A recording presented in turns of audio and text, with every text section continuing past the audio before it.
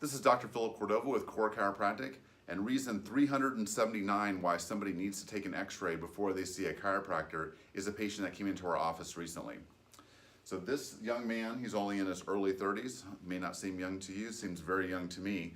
He had a condition called DISH, and that's where he has an excessive amount of bone spurring going on right through his neck here. In fact, here it almost appeared as if it was fused, which is something that could be completely undetected by just a normal physical exam. This is something that we had to have x-rays on so that we knew how to properly take care of this guy, because there are certain areas that we can't touch, and there's certain areas that we have to change how we're going to adjust him based on what's going on with his spine.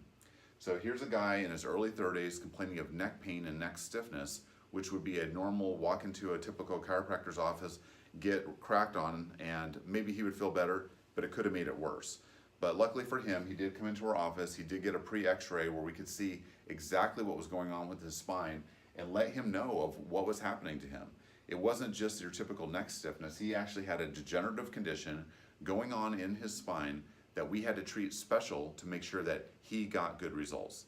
So get an x-ray, make sure you know how you're improving, and you won't know that unless you get an x-ray at the beginning of your care and then at some point towards the end of your treatment plan, so you can have a good idea of what's happening.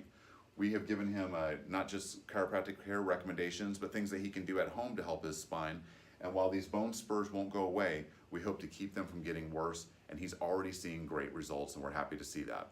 So make sure you get your x-ray so you know if you're getting better. This is Dr. Philip Cordova with Core Chiropractic.